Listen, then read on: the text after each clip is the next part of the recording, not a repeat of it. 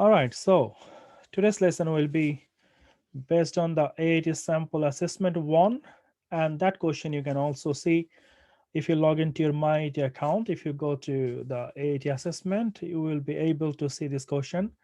And this question is quite popular because most of the exam for the management accounting costing will be set up based on the sample assessment question. So this is one of them. So if you practice this question well, that will give you a very clear idea what type of question you're going to see in the exam. And of course, like more practice you do, you will be more confident for the exam. All right, so we'll talk about the exam little bit later on, Priya. Maybe once we finish the lesson, then we can take all the question about the exam. Okay, so let's start with task number 1. The task 1, we can see we have a 16 marks question here. And this question we have that is from the inventory valuation. So task 1, 16 marks question we have from inventory valuation. Now inventory valuation is quite important area for the management accounting, because if we have a stock, if we have inventory, we have to record in the financial statement. Now it is very important what will be the value of the inventory, because the value of the inventory have a huge impact on your profit and loss account and the financial statement. So if you know, if you have some inventory, and if you know there is some impact on the profit and loss account because of the inventory valuation, so you can sometime manipulate your account by using the inventory valuation. So there will be some ethical part as well we're going to see later on, but for the time being we will focus how to value the inventory. Now the first question is, what is inventory? Inventory is the stock, and how the stock created, how we make the stock. So when we make some goods, when we make some product to sell it to the customer, it is a very common, we cannot sell everything. For example, if I make 100 of this pen, and if I can only sell 80, so 20 left over on the stock, this is called inventory. So whatever product, whatever the amount of the product I have make, and if I cannot sell everything, whatever is left over in the stock, we called it inventory. Now this inventory have to have some value. Remember, the inventory cannot be valued at the selling price. So for example, if the selling price is £10, it cannot be valued the inventory is £10, even though it is ready to sell. Now you already know the difference between the inventory and the raw materials. So inventory is a ready to go. Inventory is a ready to sell. For example, if this pen have no lid, so this is not the completed pen, we called it maybe work in progress. So once I put the lid, I can say this product is completed. So this is called inventory. So when the product is completed and ready to sell, we called it inventories. Now, when you value the inventory, there is some valuation method that we have learned from this course. So the first valuation method we learned, that is called FIFO. FIFO. FIFO means first in, first out. First in, first out. So any inventory that I have purchased at the earliest, I have to issue this inventory first before I move to the next inventory. For example, if I buy some inventory, if I have some inventory on 1st of January, and in 2nd of January we have buy some more, and 3rd of January if we issue the inventory, I will make sure I will use all the inventory on 1st of January first, then I'll move to the next one. So this is called first in, first out. So whatever inventory I have first, I have to issue this one first before we move to the next one.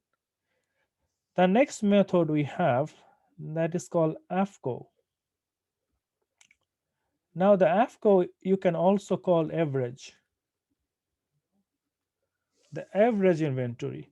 Now this one we don't follow something what we purchase at the beginning, which one I purchase at the end, which one I purchase in the middle. So this inventory valuation doesn't consider anything like that. So this valuation method make the average of all the cost and divide by the number of unit, and we identify or we calculate cost per unit. So we make the average cost per unit, and after that we use that per unit cost when we issue the inventory. So this is FCO. The last one we have the LIFO, last in first out. Now the LIFO method is not very popular, and under the IS2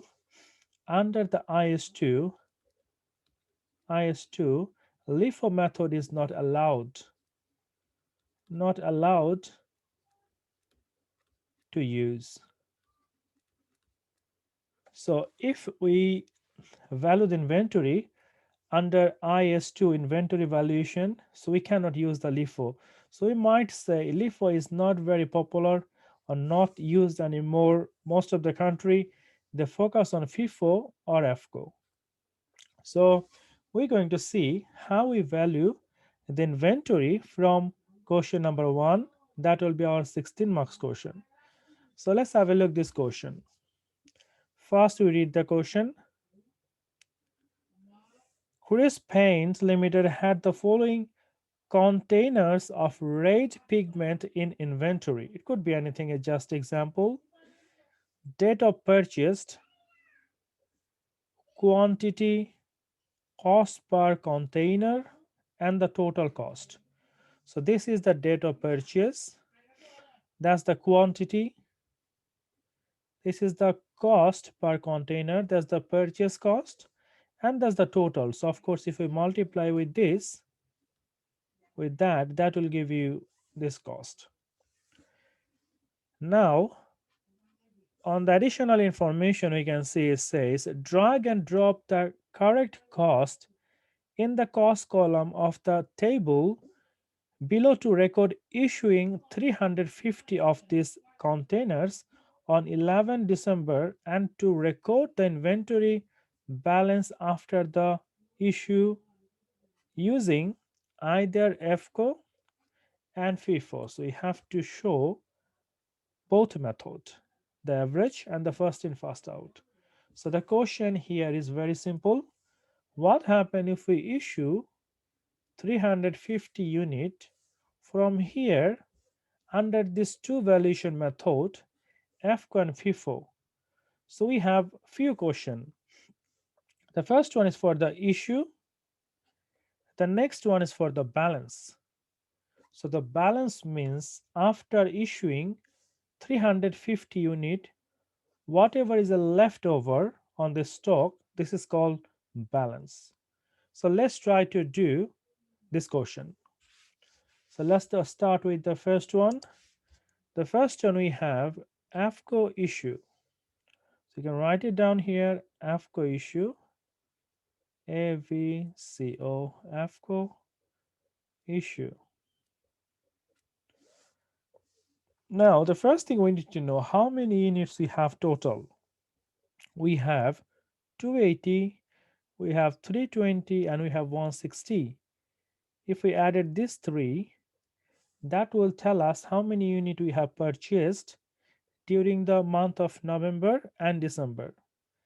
And after that, we will add the total cost. How much is the total cost of all of these 760 unit? Thank you, D.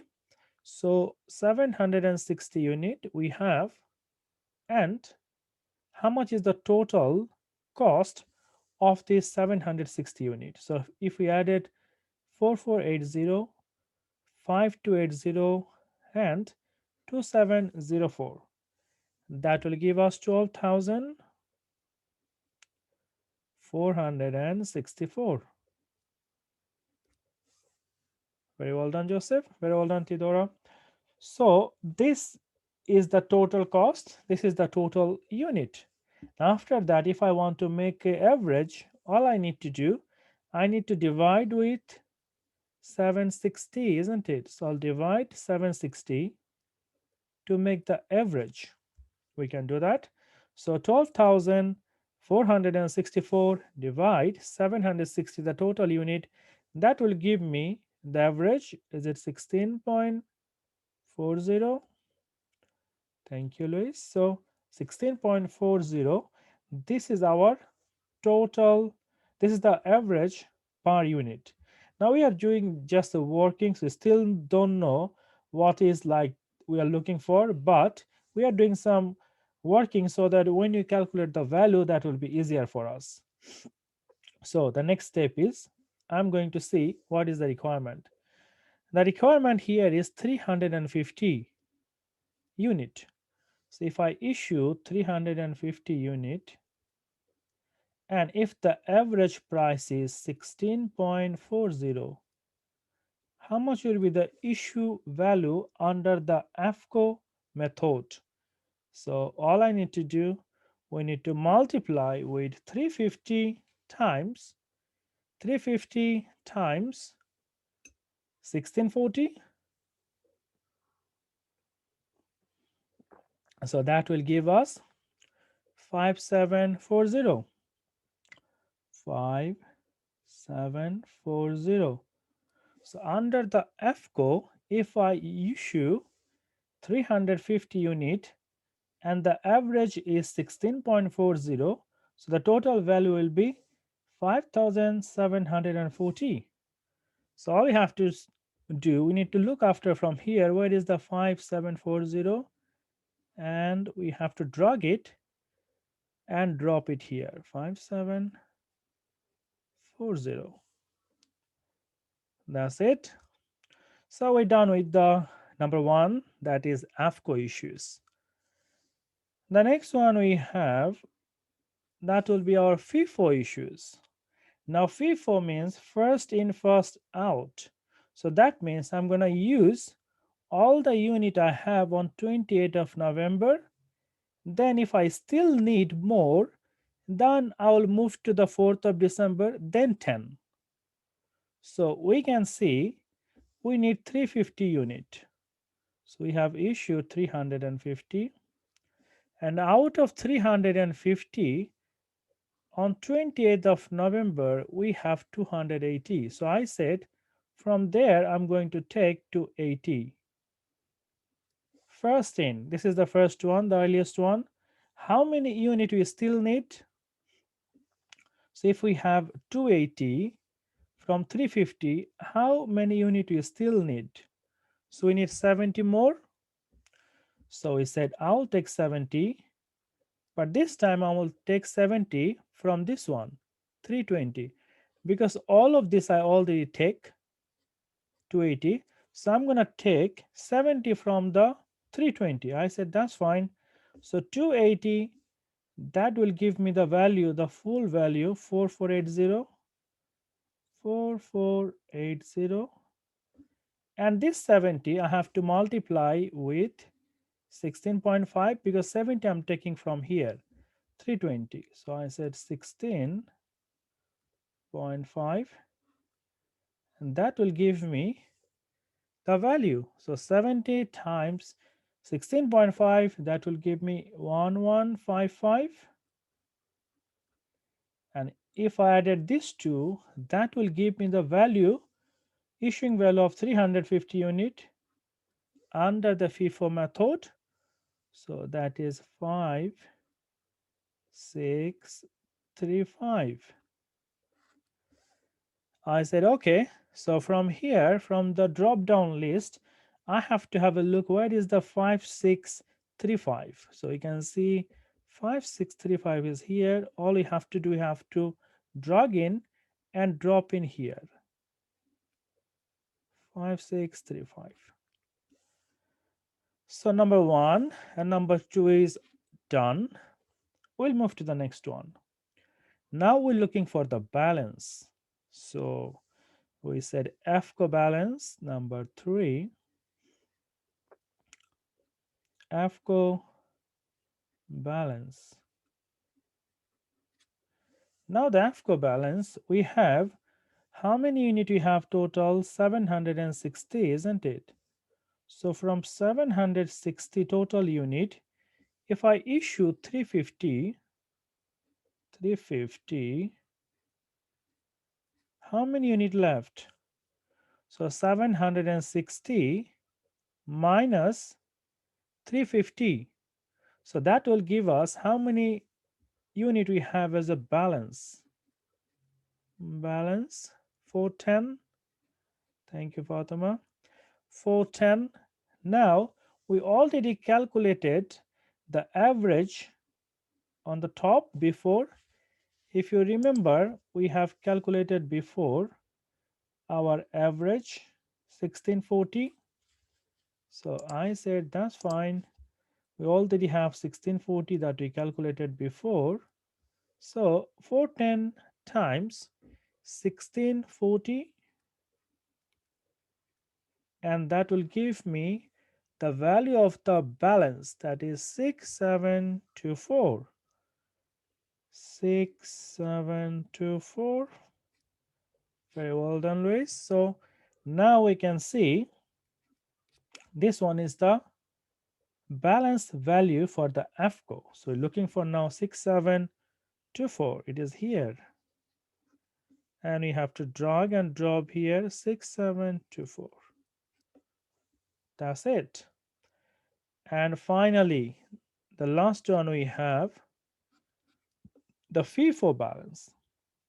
How can you do that? So this one we have to be a little bit careful with the FIFO balance. So let's have a look. How can we calculate the FIFO balance? So first we need to see we had 280. So that's we already used for the FIFO because we have used 350. So for the 350, 280 I have already used. So I said this is gone. Then I also used for how many will need more? 70. So we said we also use 70 from here. So 70 from here as well. So from 320, so I said 320 minus 70, and we will times by 16.5. And finally, this 160 I didn't use at all, so I have the full value. So only I need to do, I need to get the value of that. So 320 minus 70 times 16.5, how much it is?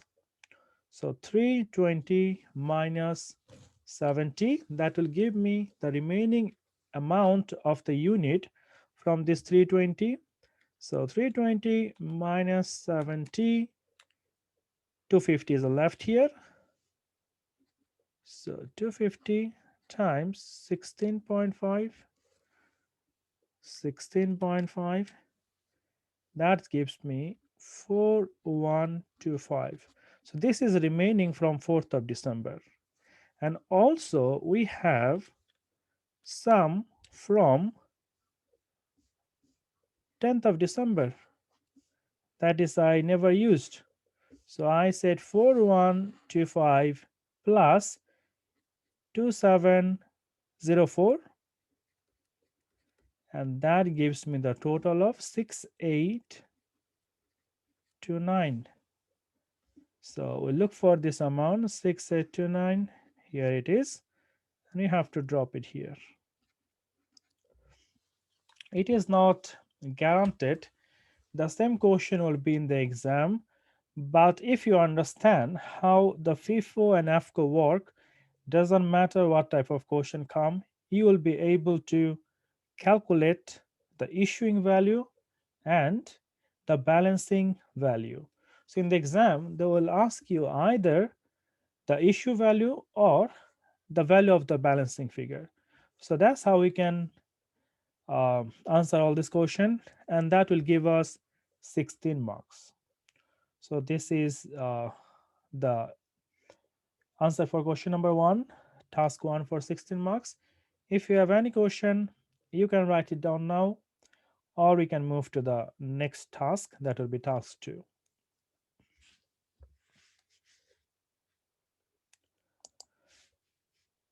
All right, so let's move on to the next task. Task 2, we have 16 marks question from here as well.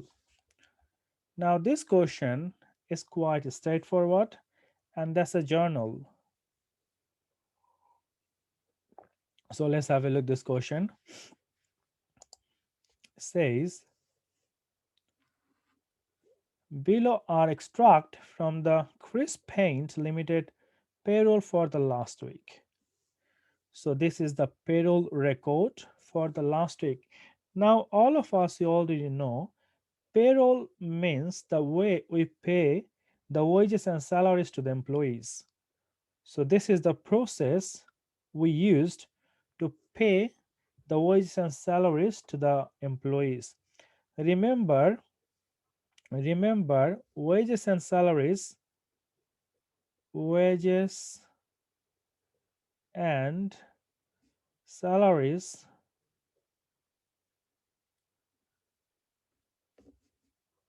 are always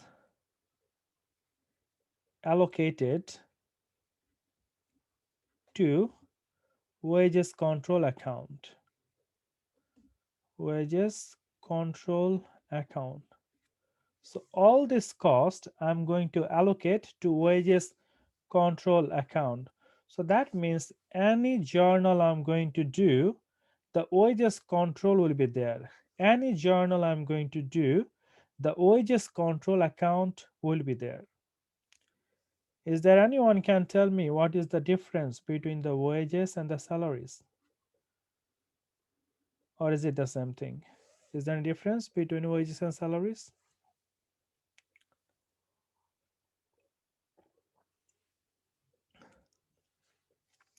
So sometimes we think wages and the salaries is the same thing, but there are slightly different, uh, the salary and the wages.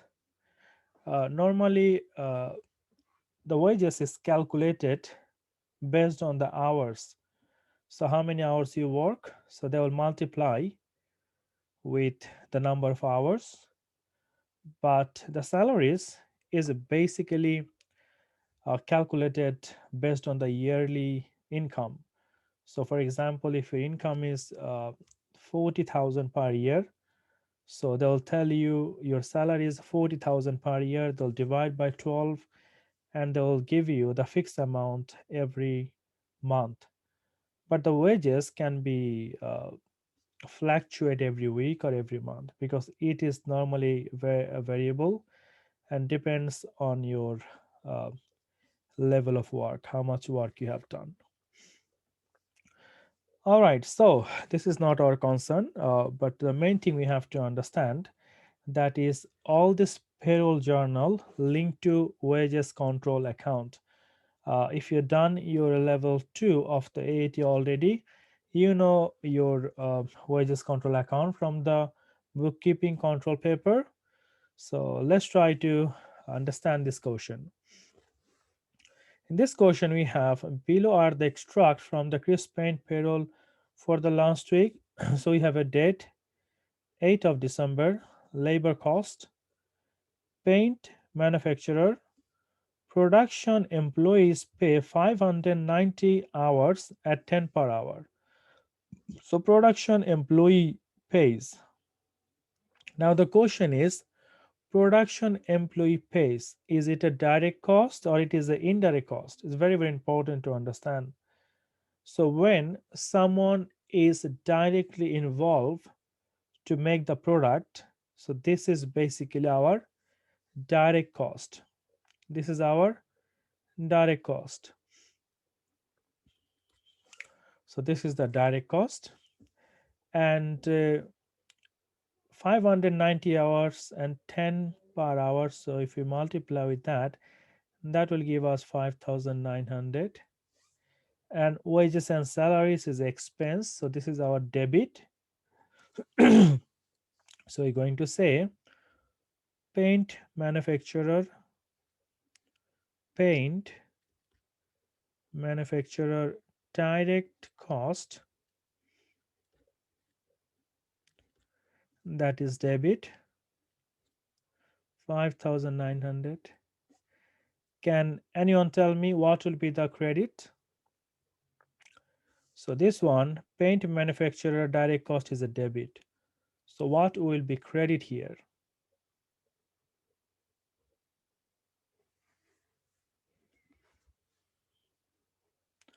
Wages control. Very well done. Remember that anything I do with the payroll, wages control need to be there. So if I know my debit is the paint manufacturer direct cost, even if I don't know what is credit, because I know all of this cost I'm going to allocate to the wages control account. So I will say wages control is credit. Wages control is a credit 5,900. So anything is a debit or credit, the wages control need to be there. So wages control either will be debit or it will be credit. All right, so done the 8th of December. Let's move to the 10th of December. So this one is saying canning and packing production employee basic pay 5,600 plus 500 overtime. So that is how much? 6,100. Okay. And the next question, production employee basic pay. Is it a direct cost or it is indirect cost?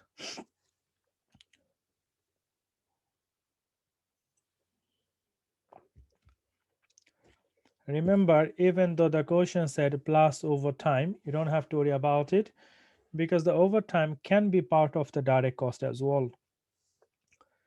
So this is a direct cost. So you're going to say it's the same thing, canning and packing direct cost. Canning and packing direct cost 6,100 debit. And what will be the credit?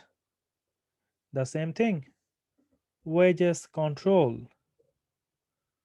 Wages control account will be credit 6,100. Very good. So we done the 10th of December as well. The next one we have 12th of December. On 12th of December we have store department employees pay. Now store department, it is a production or it is a service? Which department it is? Store department, where the service is provided. So it is a service department. So this time it will not be the direct cost. So this time it will be the operating overhead. It will be the operating overhead. So employees pay 2,000 plus 15% bonus. How much it will be? 15% on 2,000 plus 2,000. So 15% on that, it will be 300. So 300 plus 2,000, the total will be 2,300. And we know it is operating overhead because it is a service, it is not a production. So he said, that's fine. Operating overhead,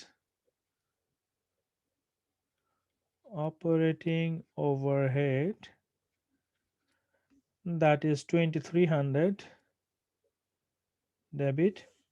And what will be the credit then? We already know the credit. Wages control account. Wages control account, always credit 2,300. So we done the 12th of December as well. Then the last one we have 14th of December. Now this one we have a general admin department. So this is non-production overhead. So this is not the operating overhead.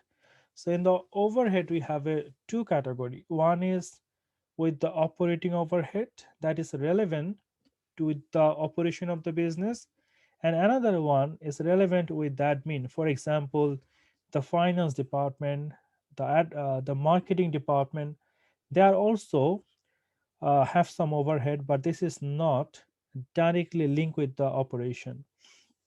So we called it non-operating overhead. Non-operating overhead. Okay, so they said 4,000 plus 20% bonus. So 4,000 on 20%, that will give you 800. So 800 plus 4,000, that will give you 4,800. So this is expense again. So you're going to write non-operating overhead, non-operating overhead 4,800, and wages control credit 4,800. That's it. If this type of question come, you will be able to get the full marks from this question. So if they give you the journal for the payroll, hopefully you are not going to lose any marks. So you'll get the full marks from this type of question. All right, so let's move on to the next question. Task 3. All right, so task 3 we have for the 12 marks question. Let's try to do this question. Employees work in teams of 5 employees each. So in each team we have 5 employees. This type of information could be useful, so you need to make sure you keep a record of that. In the packing section of CPL, they are a basic rate 12 per hour. So basic rate 12 per hour, and any overtime is paid at the rate of the following. So you have a overtime 1, that is basic plus 50%. So I said overtime 1, basic plus 50%. So it should be 18, isn't it? 18 per hour, because it is basic plus 50%. Then you have overtime 2, that is a double. That means 12 is the normal, so double will be 24 per hour. Still we are reading the question because we don't know. We're just trying to keeping the record on the scrap paper so that when we actually do the question, we don't have to read the question again. CPL sets a target for packing boxes of a paint each month. A bonus equal 25% of the basic hourly rate is payable for every box packed in the month in excess of the target. So that means bonus will be 25% of the basic pay, 25% of basic pay. So basic pay is 12, and 25% of that, it will be £3 per box.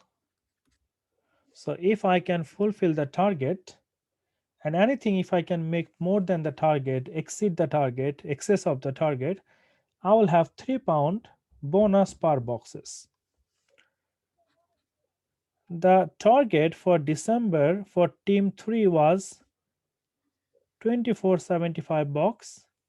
However, the team actually packed 2775 box. So they make more, isn't it? So they fulfill the target. So we can say excess.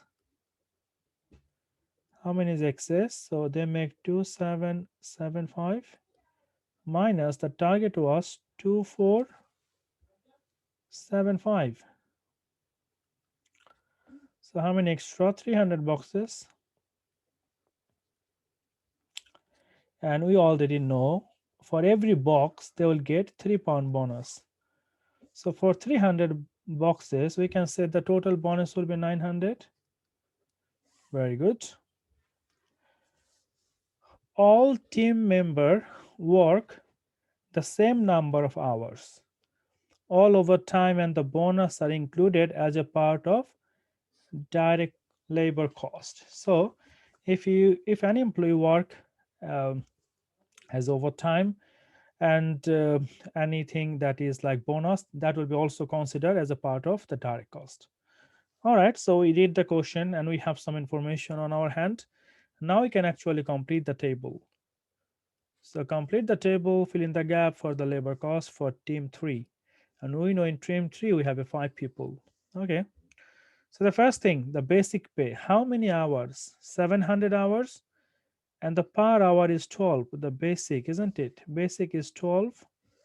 So 700 times 12. That will give us the basic pay for team 3. So how much it is? 700 times 12, and that gave us 8,400. Very good. 8,400.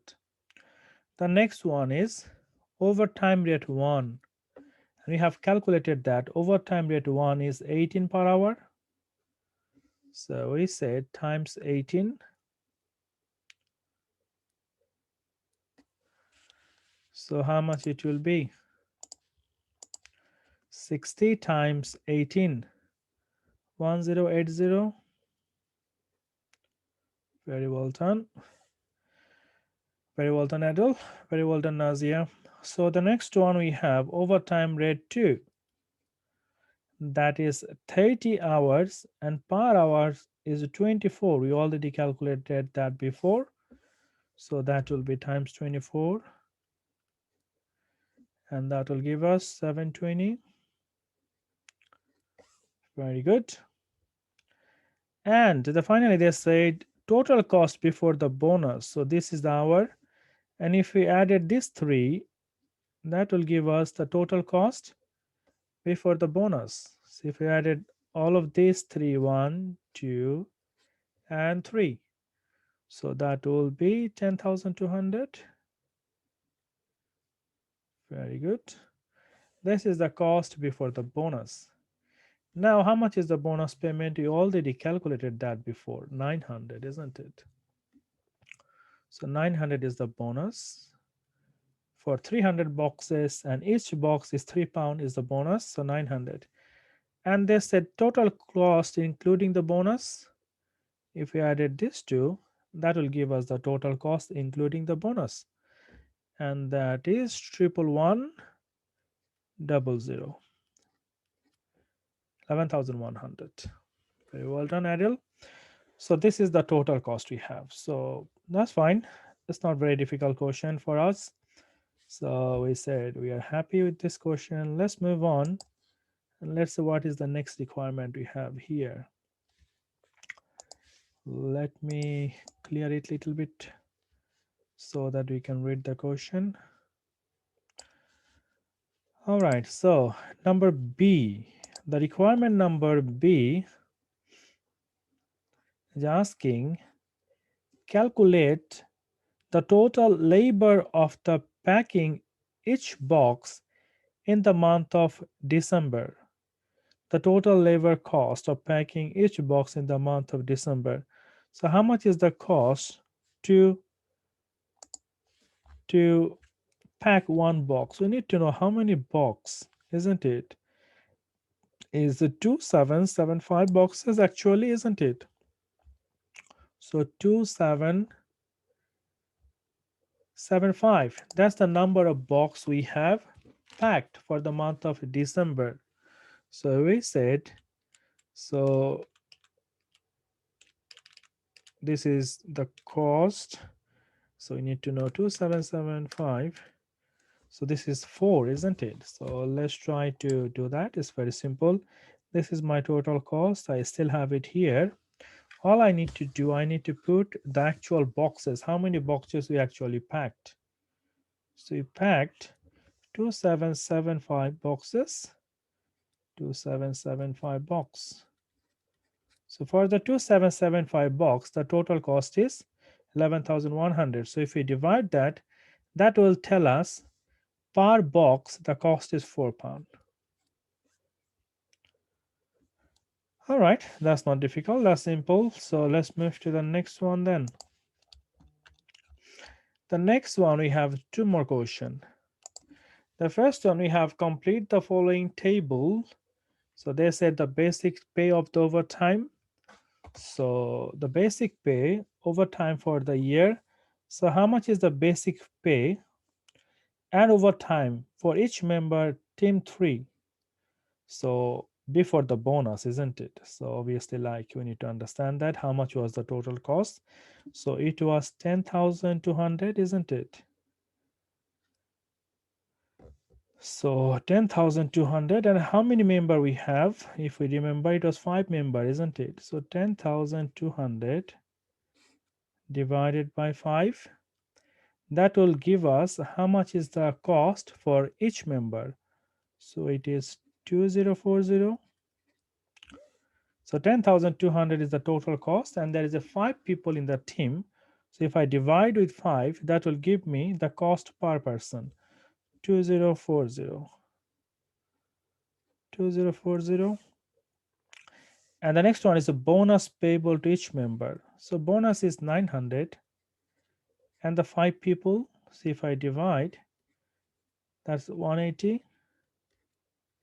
That is the bonus per employee. So it's at 180. All right. So it's not difficult. It's quite simple question. So if you have any question, you can ask me now, or we can move to the next question, task 4.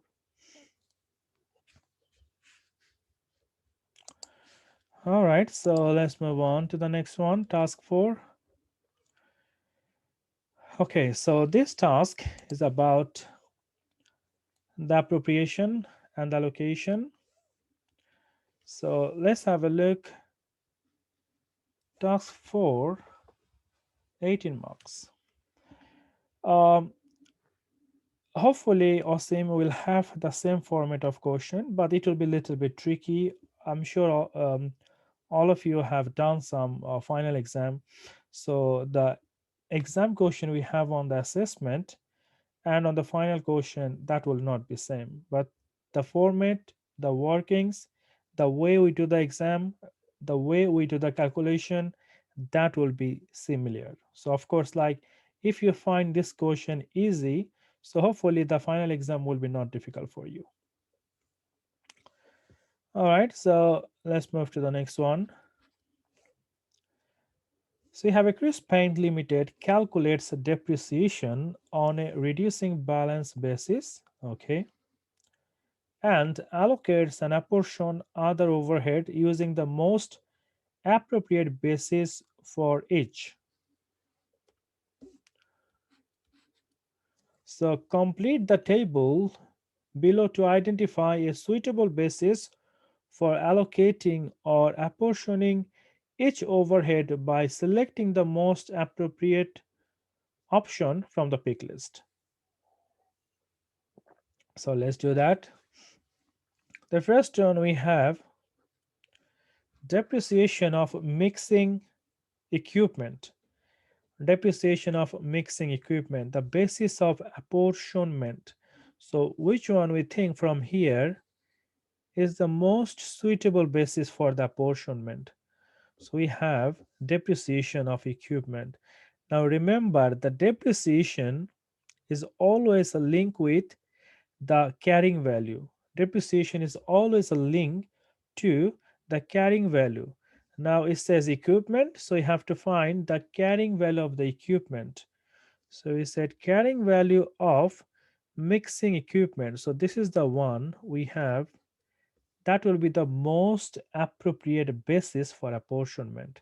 So depreciation of mixing equipment, the overhead, we're going to apportion it based on the carrying value of the mixing equipment. So we said carrying value of mixing equipment. All right, so this is number one. Number two, we have rent and rates of production department. Remember, rents and rates always link to the space. Rent and rates always link to the space, the floor area. It is very, very important because rent and rate will depend how much floor area we have used. So if we use more, then we have to share the more rent for that department. So rent and rates we have of the production department. So the most suitable basis will be factory floor space. Very well done, D. Number two, factory floor space.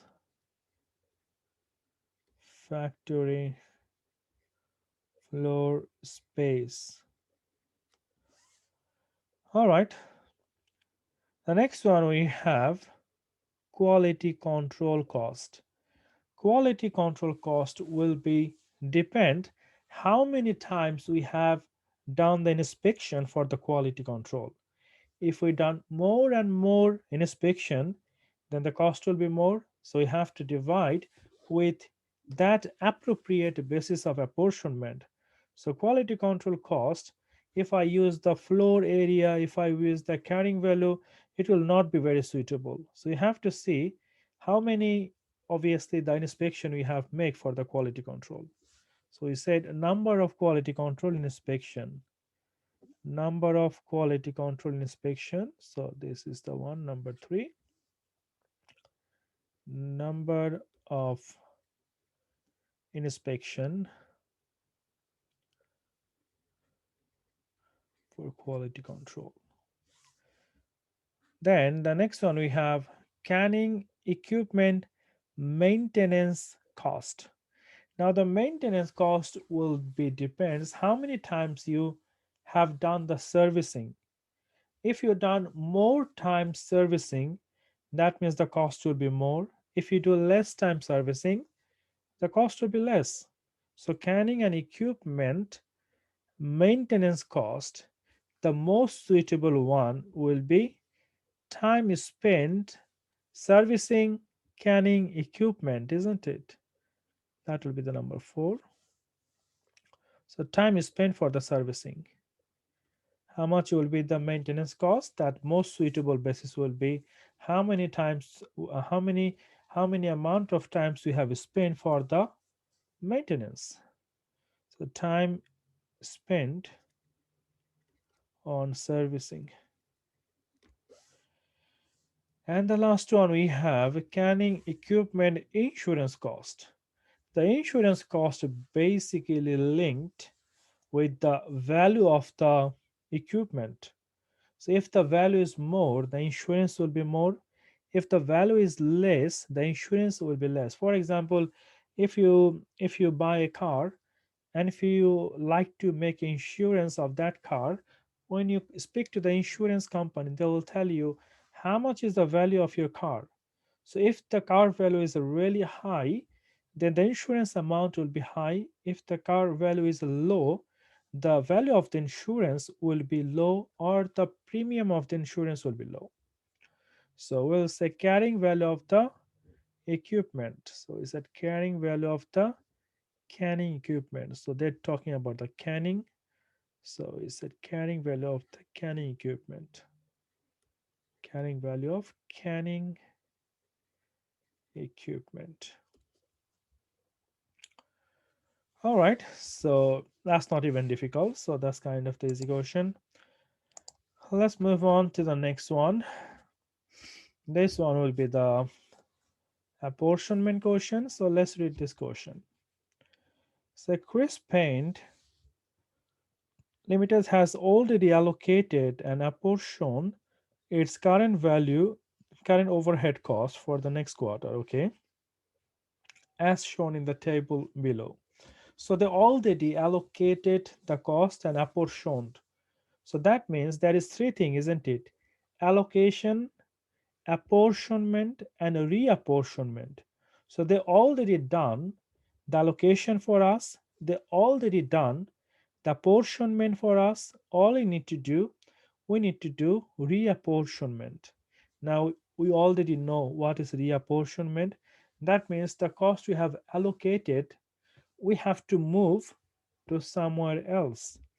That means all the service department cost, we will move to the production department based on either the machine hour, either the labor hour, or either the unit. So question will tell us how to move or how to reapportion the service department cost to the production department. So let's read this question. So they said this cost have yet to be reapportioned to the two profit center, paint manufacture and canning and packing. So basically you have two here. One, paint manufacturer, and canning and packing. So all the service department cost we need to reapportion either to paint manufacturer or to canning and packing. So we'll see how many service department we have, and we'll bring all the service department cost to paint manufacturer and the canning and packing, because these two are profit center, other are the cost. So this cost has to be shared by the profit center. All right, so let's move on and read the question. So we have the general admin department services the two profit center. So let's have a look the table quickly. So we can see here these two are the profit center. These are the profit center P. These are the profit center. So that means all these others we have. This is service department. Service. So this is the cost center. So maintenance, store, and general admin. So all we need to do, we need to bring all these three costs and reapportion to either canning or either painter manufacturer or maybe both. So we need to see what is the question requirement. Based on that, we will reapportion all these three department costs to the profit center. All right, so let's read it. The general admin department services two profit center, the maintenance and the store. So these costs are to be reapportioned 40, 40, 10, 10. So basically they are saying this department, general admin, they also give some service, this to service department as well. So their cost not only reapportioned to the paint and canning, also some service department as well. So they said 40% will be the paint. So 40% will be here, general admin. So 40% will be here. Then 40% will be canning and packing. So 40% for canning and packing.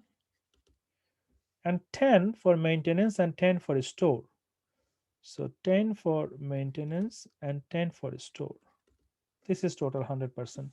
So all this total cost we have 674,000, that will be gone, that will be reapportioned to all this department, all this department.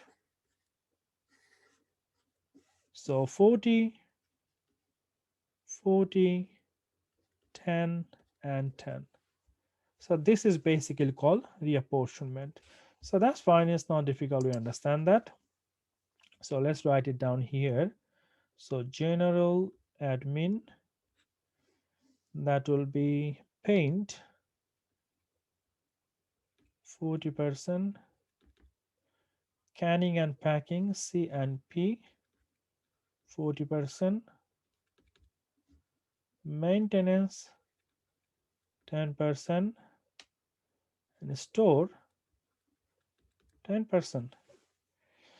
So this will move from general admin, that is 674,000.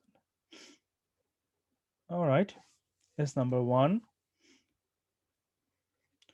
Let's move to number two. Number two, they are saying the store cost. Now we're moving here. The store costs are reapportioned on the basis of inventory requisitions. The paint manufacturer profit center expect to have 8280 requisition, and the canning will have 5520. So based on that, based on this ratio, we're going to reapportion the store department cost to paint and canning. So that's fine. I said all I need to do, I need to add it these two. So 8280 plus 5520. And after that, this total will help us to do the calculation. So after that, we said paint will go this and the canning will go this. So if we do that, 8280, let's add it this to make our life easy for the next step. So 8280 plus 5520,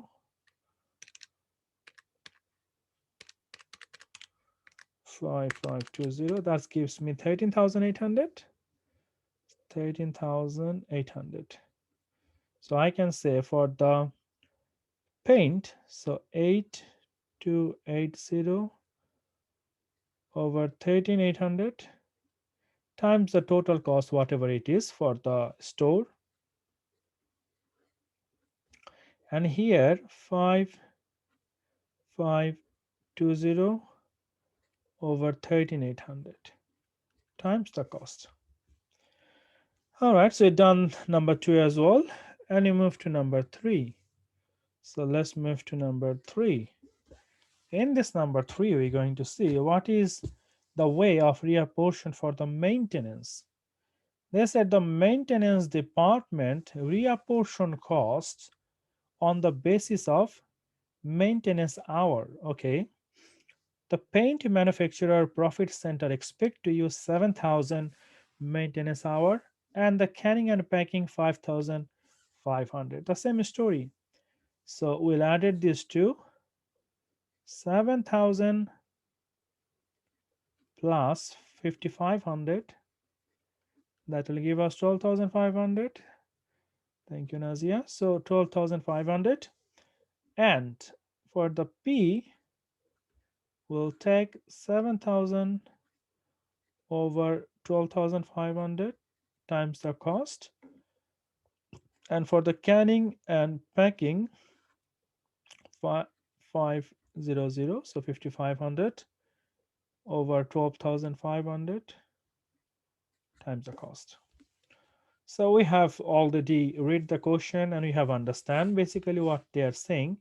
Now all you need to do, you need to get the figure and include it on these boxes. So let's start doing this now. So first we'll do number 1, that will be our general admin, that is 674. So can we do that? So from 674, 674, 674. Now from 674, can you do 40%, 40%, 10%, and 10%? So how much is the 40% of that? So 40% will come to the paint, isn't it? So 269, 600. So 40% of that, 40% of that will come to the paint. So reapportion of the general admin. So that is 269, 269, 600. 269, 600. This is the 40% of that. The question said 40 for the paint, 40 for the canning, 10 for the maintenance, 10 for the store. So 40 and the next 40 will be same. So it will be 269, 600. And can I have the 10% of that? How much will be the 10% of 674, 100,000? So that will be 67,400, 67,400, and it will be here 67,400 because 10%, 10%.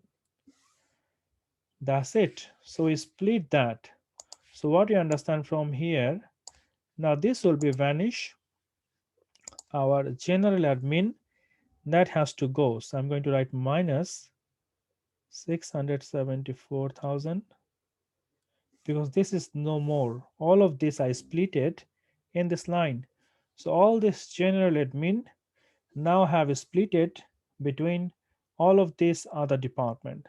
So general admin is no more, is gone. Now the next point, number 2, we'll move to the store. The store said based on the requisition. So let's have a look. How much is the new store? So reapportion of the store.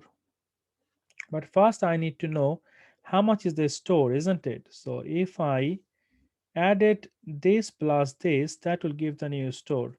Remember that the store total, the total store was before 336,000, but 336,000, but we have to add this one now because some of the overhead come from the general admin now. So we have to add this, and that will give us the total, that is 403,400. So we're going to say 403,400, and this one we're going to split now based on the second requirement. So you can say the minus sign. That means this one will be vanish, and we're going to split this three department: paint, canning, and maintenance. So no, this is not going to come to the maintenance, only the paint and the canning. So let's do that. We write the figure here: 403, 403, 400, 403, 400. We already done some workings before, so life will be easy now. All I need to do, need to multiply with that.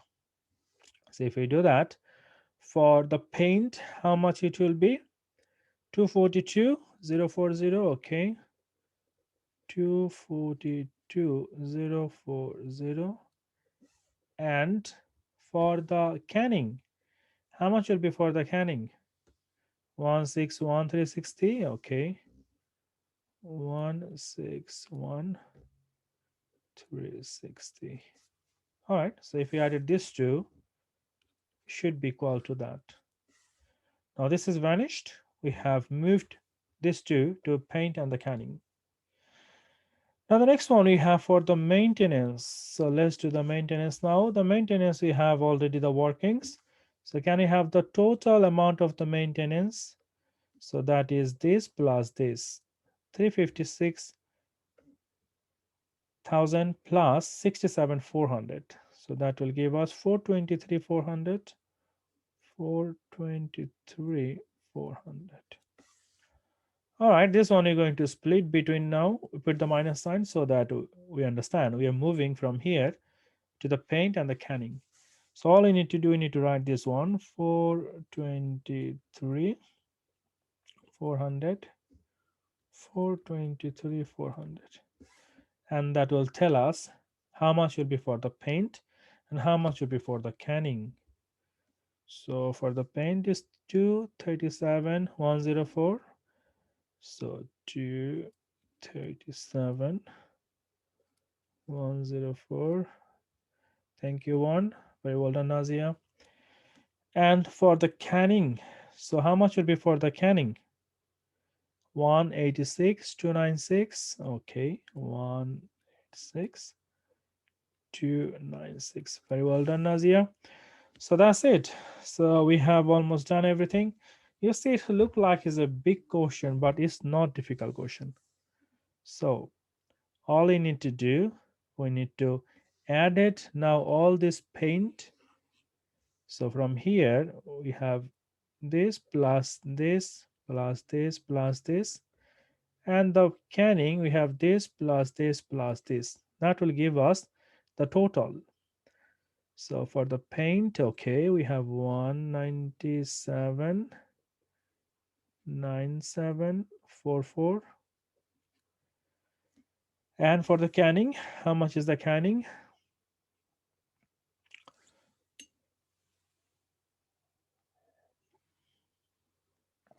So all you need to do, you need to add all of this to get the total of the canning. 207, okay, 207,8256. All right, and that's the total. Okay, so that's how we can do all this reapportion question, and definitely this question you're going to see in the exam. So the allocation, apportionment, and the reapportionment question will be in the exam. So make sure you revise well of this type of topic, because you have to answer in the exam, because that will become in the exam, no doubt. All right. So if you have any question, you can ask me now, or we move to the next requirement, the next task.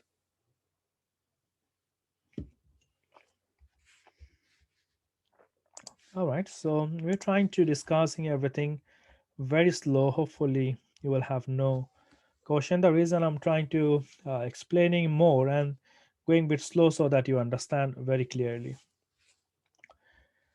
So let's read the next requirement we have here.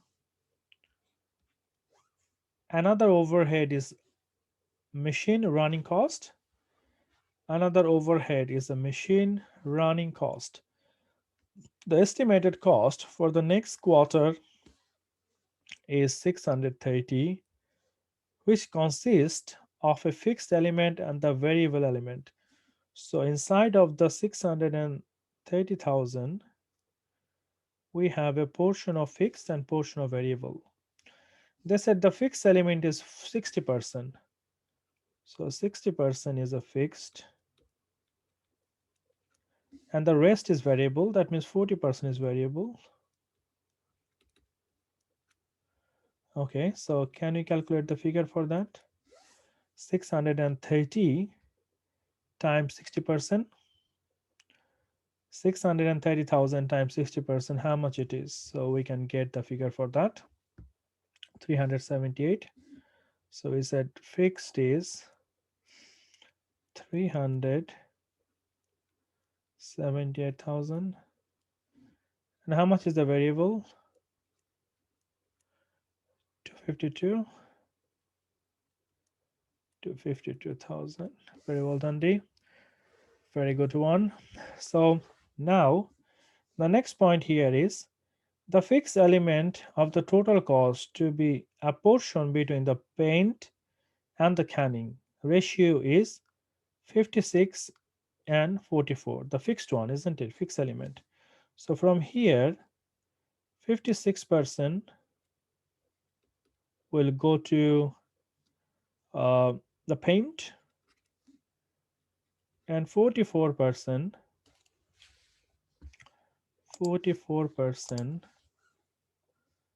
will go to 44 will go to canning. And for the variable element, they said 62% will go to paint and 38% will go to canning. All right, so let's read the requirement now. Let's do the question. Said complete the following sentences by inserting the correct values. The fixed element of the machine running costs that will be apportioned to the paint manufacturer profit center is.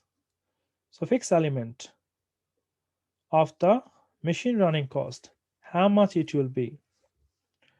So the fixed amount, isn't it? So fixed element, this is the fixed element we have, and we're talking about to whom? Paint.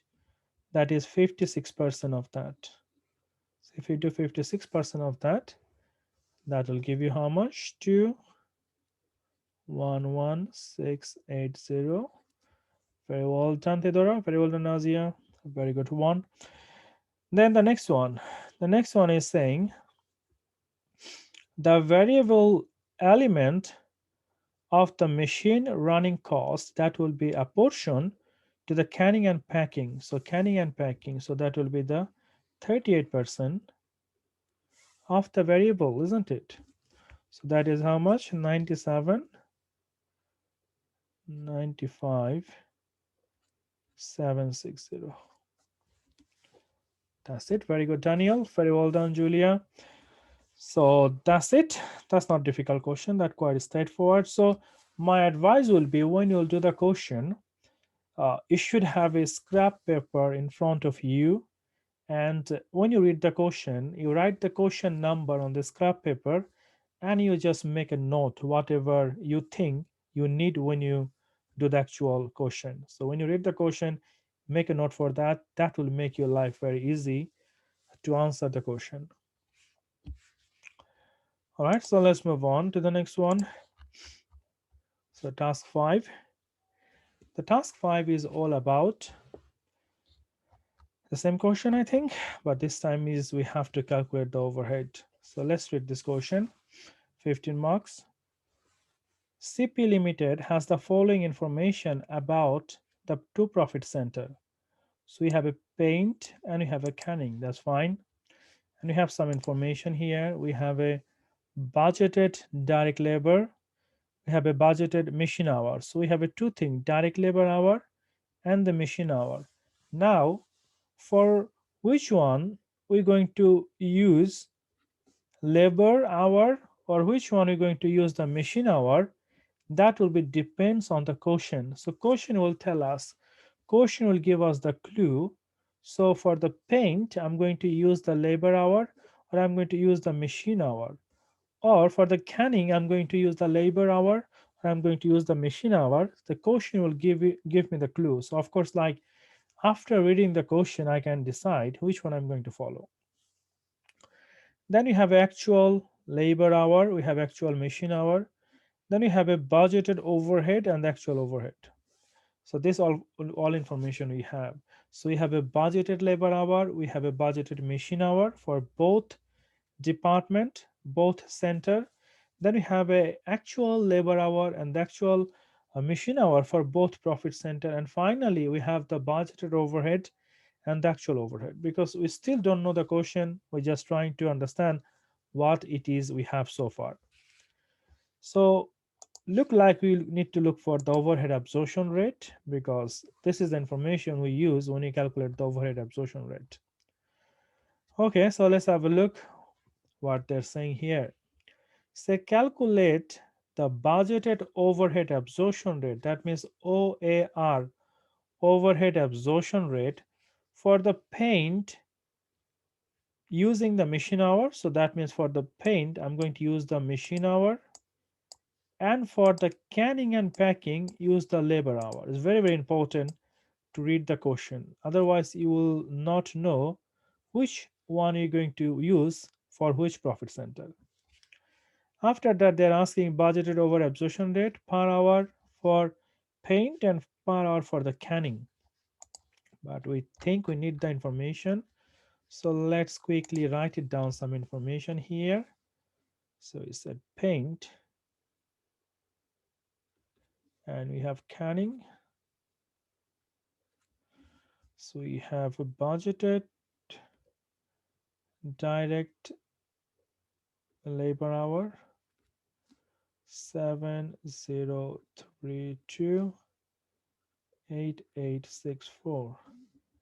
Then we have budgeted machine hour 29662220, and we have actual direct labor hour, that is 6815 and 8000. Then we have actual machine hour, and that is 3217 and 2312. Then we have budgeted overhead,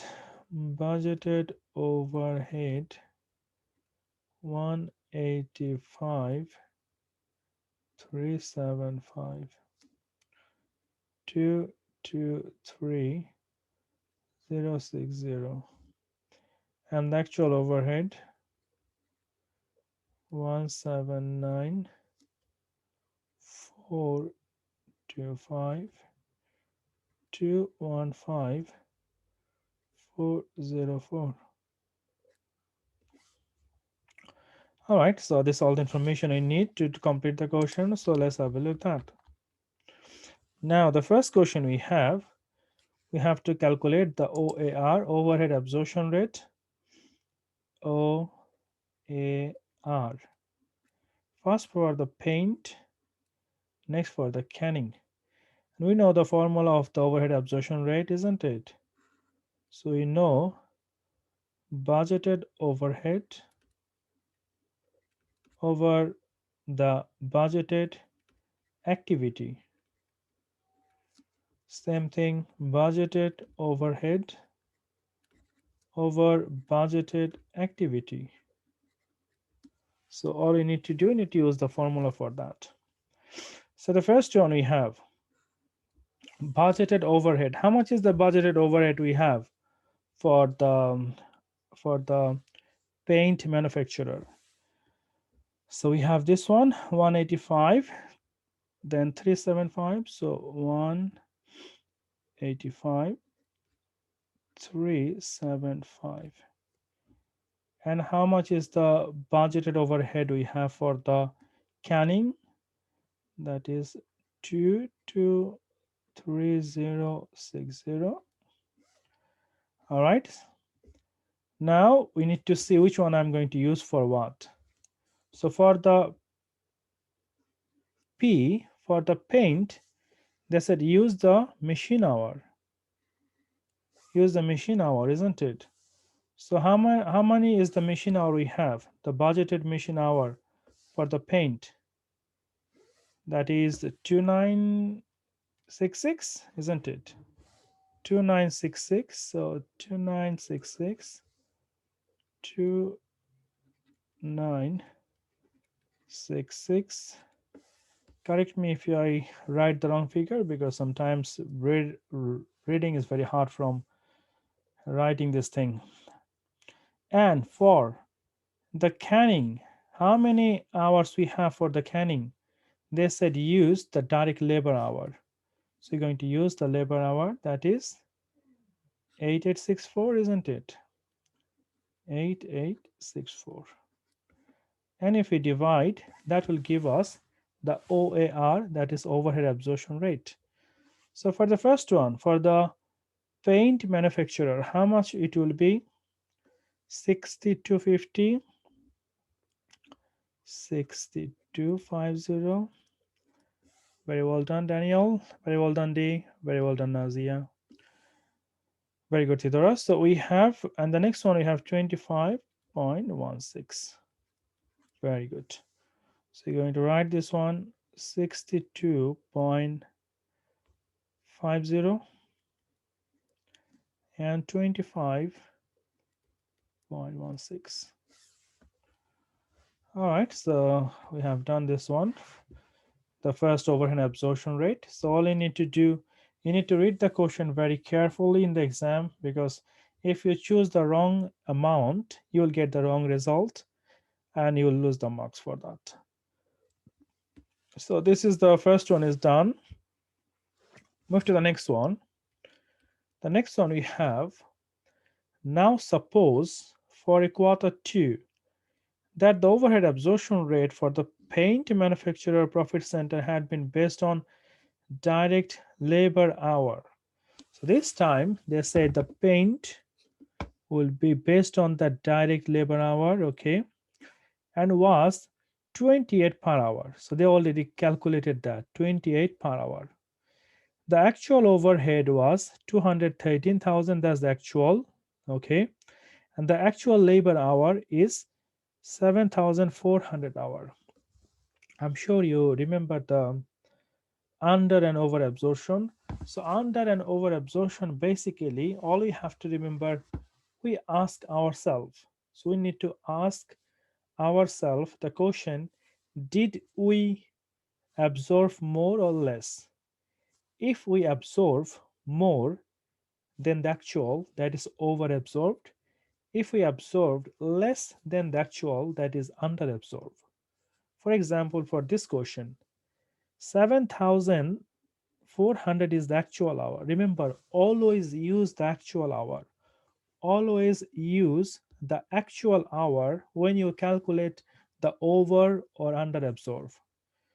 So 7,400 times, they said 28, isn't it? Times 28. So this is the absorption we have done.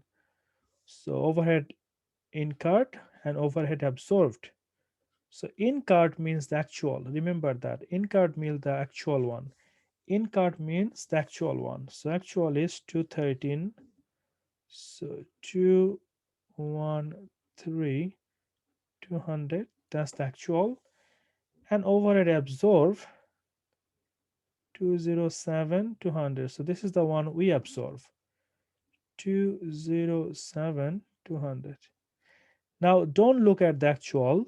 Just ask yourself, do we absorb more or less? So we need to ask ourselves, our amount, the amount we have absorbed, it is less or more. If it is less, it is under. So we do not look at the actual. Don't see from the other point of view. So look at from your side. Did I absorb more or less? If I absorb less than the actual, this is under. If it is more, then it is over. So I can see my absorption is 207, but actual is 213. So I absorb less. If I absorb less, this is under absorb. So I absorb under. And we find the difference between these two. How much is the difference between these two? And that will give you the difference. So that is 6,000. That's it. Remember, the under and the over absorption quotient could be tricky if you don't understand that. All you need to do, you have to multiply the actual activity with the OAR, overhead absorption rate, and you compare with your result with the actual. So you check yourself, did you absorb less or did you absorb more? If you absorb less, this is under absorbed. If you absorb more than the actual, this is over absorbed. All right, so let's move on to the next one.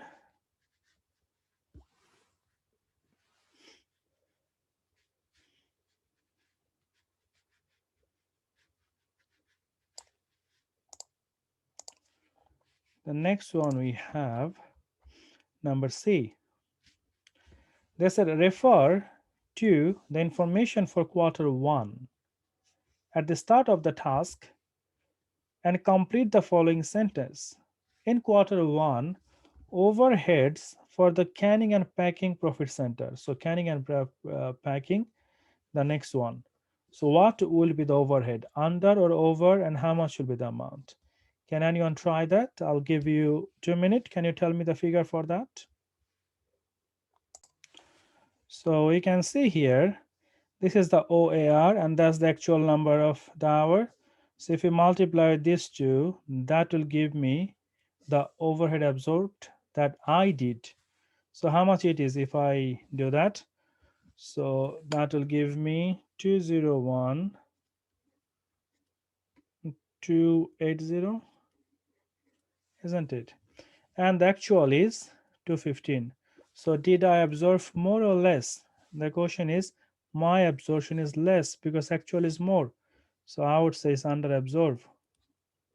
It's under absorb. By how much? The difference between these two. And that will give us how much? 14,124.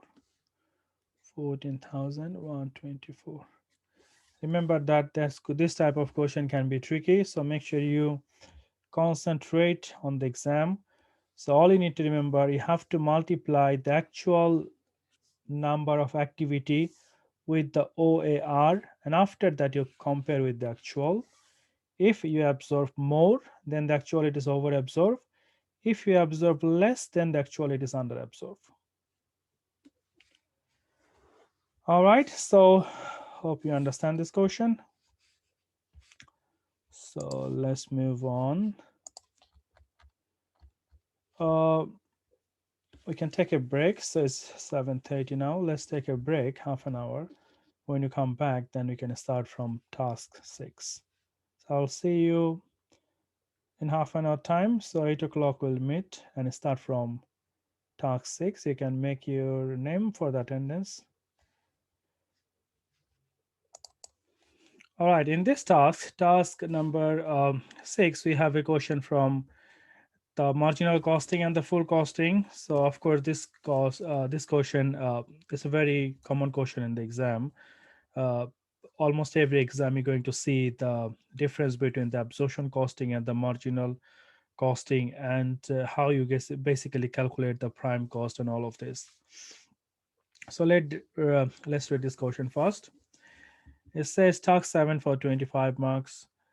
uh, Crescent Limited CPL is planning to launch a new water resistance illumination paint for the bathroom and the kitchen called WR52. This will be manufactured in batches of 50,000 can. Okay. The following cost estimates have been produced per batch WR52. So we can see here we have the paint WR52 cost estimate.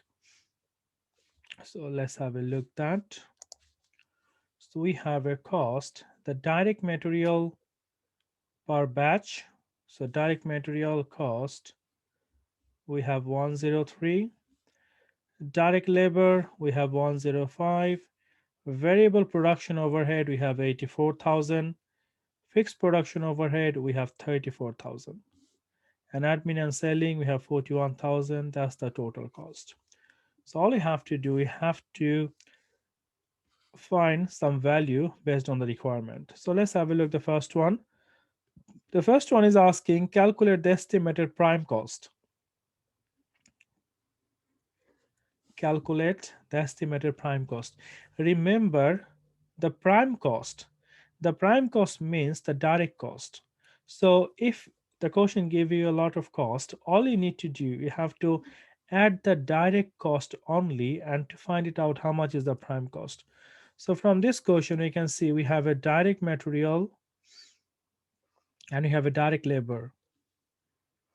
This two is the direct cost we have. So if we added these two, that will give us the prime cost. So if we added these two, 103 and 105, that will give us the prime cost. That will be 208.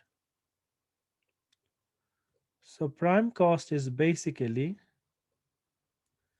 the direct cost. Then the next one we have calculate the estimated marginal production cost per batch of WR52. Now the marginal cost or marginal production cost is basically all the variable cost. So if I add all the variable costs together, we called it marginal cost. So if I added all the variable costs together, the total variable cost is called marginal cost. So if we added all of this, 1, 2, and the 3, because this 3 is the variable cost. So if I added these 3, that will give me the marginal cost. So we said that will be 292,000. And after that, the next question we have calculate the estimated full absorption cost. Full absorption cost means including the fixed cost. Full absorption cost means including the fixed cost. So this time I'm going to add 34 as well. So all of these four costs will be the total estimated full cost for the batch, that is WR52. So if I added all of this, that will give me how much? 326, 326,000. And the next question we have here, calculate the estimated marginal production cost of one can. So how much will be the cost for one can? That will be the marginal production cost. So that's my marginal cost, isn't it? So 292,000. Now how many can we going to make? 50,000. Let's have a look how many cans we're going to make. 50,000 can. So divide by 50, that will give us the marginal cost for one can. So that will be 5.84. That will be the cost per can. So marginal cost for one can. So 5.84. And the next one we have, that is calculate the estimated full absorption cost. So that will be this one, divide 50,000, and that will give you 6.52. This is the full one per unit cost for the under the absorption costing method, where we calculate the full cost. So that will be 6.52. You already know the difference between the fixed cost and the variable cost, and how we calculate all of this. So absorption costing is only considered the uh, marginal costing only consider the variable cost, and the absorption costing only consider the fixed cost as well. I have a question from Priya. You're asking why we didn't take that means selling and distribution. All right, so remember, when we calculate the cost, we calculate the production cost. Production cost. So production cost means the cost involved in the production. For example, if I make this pen, I only consider the cost, any cost that is involved directly with the production. So direct material, direct labor, the production overhead, and the production overhead means that overhead is included inside of the product. Now, selling and distribution, then a finance cost, accountant fee, this type of non-production overhead not inside of the product. So that will be the non-operating overhead or non-production overhead. So non-production overhead we do not consider when we calculate the cost per unit. So for example, if I said I want to find the cost per unit of this pen, and if I said use the absorption method, use the marginal method, or use the activity based costing, any method you use, you only consider the cost that is relevant to the production. So selling and admin or any operating cost you never take inside of the product. So you only consider if this cost relevant to the production. So for example, you can see here is a variable production overhead, fixed production overhead. If the question do not mention the production, then you cannot even take this fixed cost. So overhead could be anything, production or non-production, any overhead could be. But if I like to calculate the unit cost, then I have to make sure I only consider the production overhead. It could be fixed, it could be variable, doesn't matter. I only consider the production overhead. Non-production overhead cannot be the part of the cost when you calculate per unit. All right, Priya. So let's move on to the next question. The next question we have, that will be some MCQ type of question.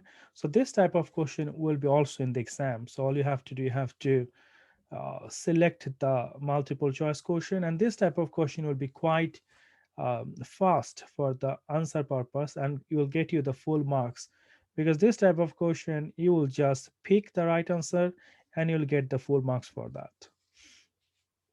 All right, let's do the first one.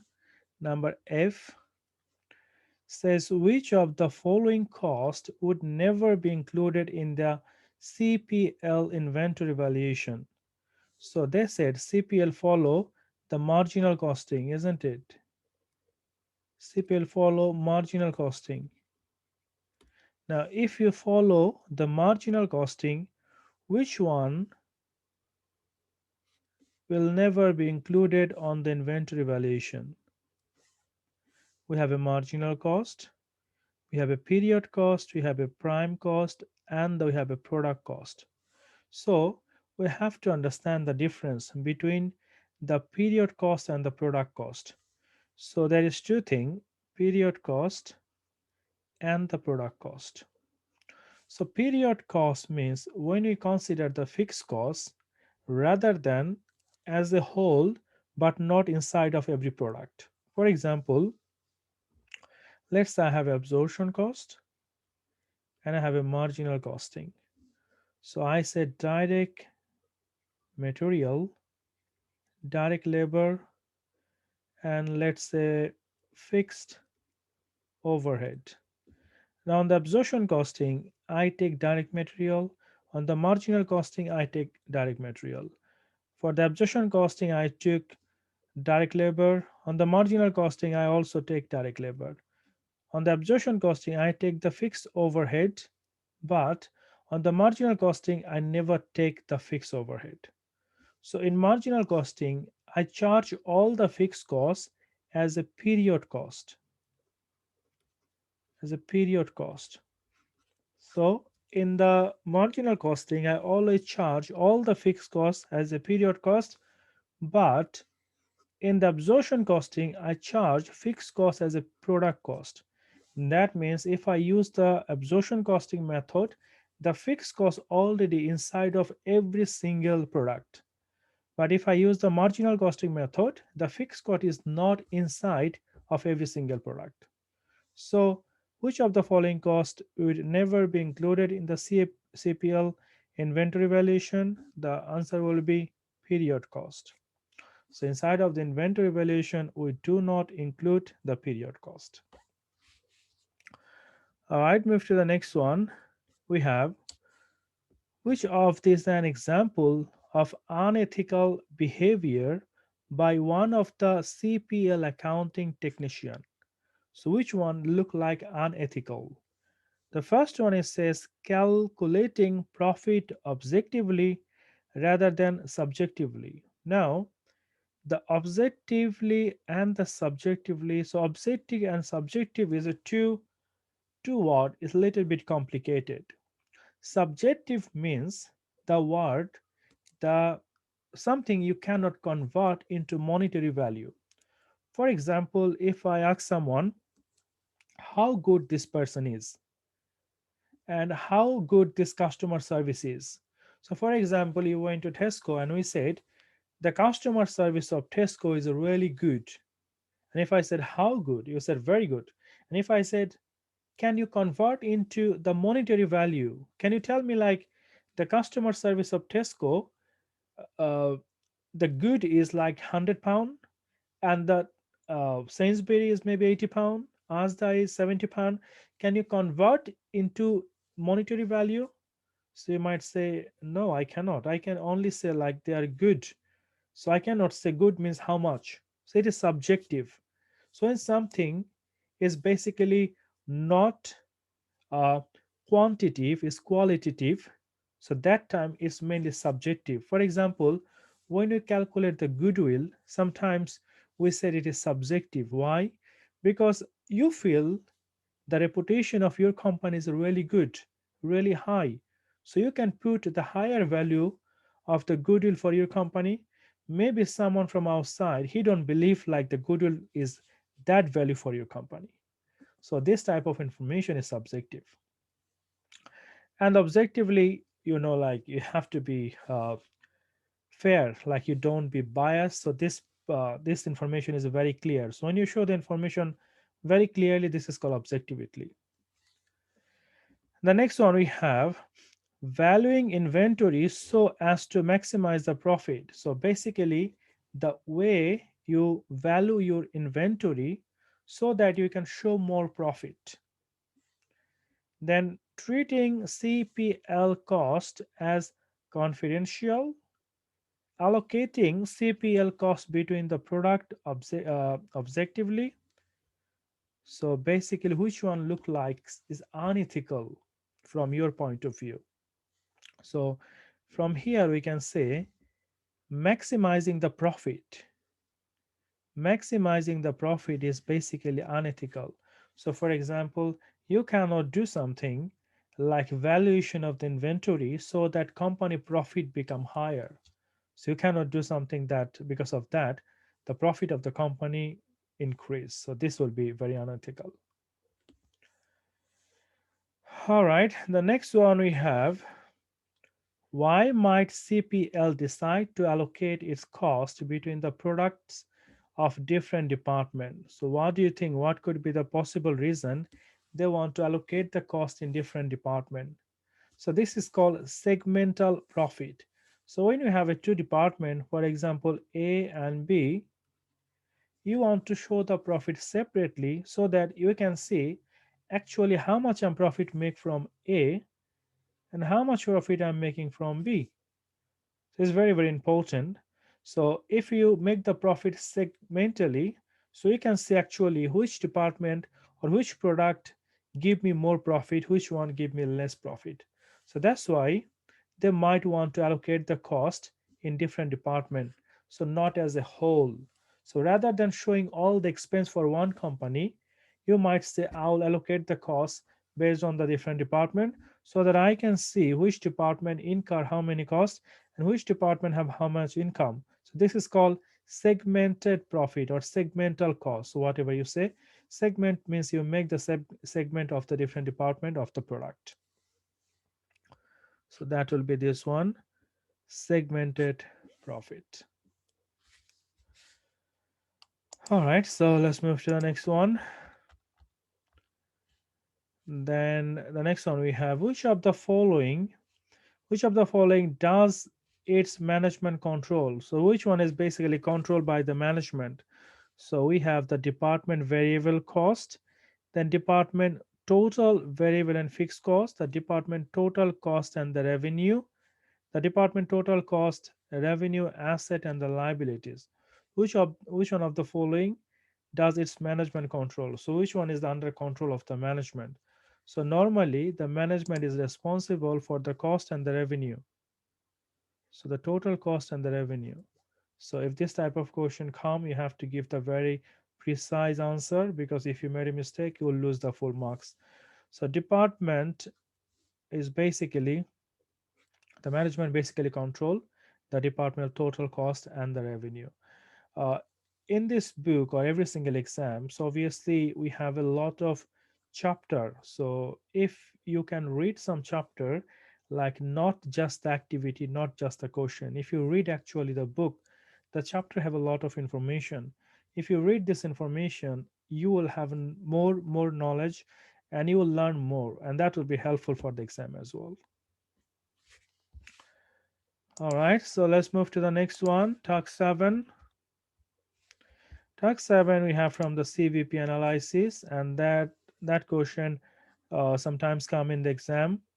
And here we have to calculate the break-even unit, the break-even sales, margin of safety, target profit. If you remember all of these formulas, this question will be really easy. It's not going to be difficult at all. But if you don't remember the formulas, you cannot answer this question. So make sure you read this. I think it's chapter number 14, short-term decision making. So I need to make sure you memorize all these formulas, and that will be very helpful for the exam. All right, so read. Let's do the first one, task A. So choose the correct description for each of the three items terms below. So what is the definition? When they say terms, that means they're asking for the definition. The first one, they're asking for the contribution. What is the contribution? So all of us, you already know, the contribution means selling price minus the variable cost. Selling price minus the variable cost is the contribution. So we can say, we know this one, selling price less variable cost, this one. So selling price less variable cost is called contribution. The next one, we have the break-even revenue. What is the definition of the break-even revenue? What does that mean, break-even? So break-even means there is no profit or no loss, isn't it? So we said sales where there is neither profit or loss. So sales revenue where there is neither a profit or there is no loss. So no profit and no loss. So if someone asks you what is break even, that means you are not making a profit, but also you are not making a loss. So there is no profit, no loss. We called it break even. Then we have margin of safety. What is margin of safety? The margin of safety is the budgeted sale, minus BEP, break even. Budgeted sell minus break even. So we can say excess of the actual sell over the break even sell. So excess of the actual sales over the break even sell. Excess of actual sales over the break even sales is called margin of safety. All right, so let's do the question we have here. We have the next question. Said CPL manufacture MP16, a marine paint for boots. MP16 is made in batches of 10,000 cans, each of which sold for 5. The following are the costs involved in manufacturer. So we have a direct material, direct labor, variable overhead, fixed overhead, and that's all for 10,000 unit. Okay, the first question we have, calculate the break-even volume. Volume means unit. Calculate the break-even volume. So volume means basically the unit. So can we calculate that? How much is the break-even volume? So if we remember the formula, the break-even, so that will be fixed cost. So BEP, fixed cost over contribution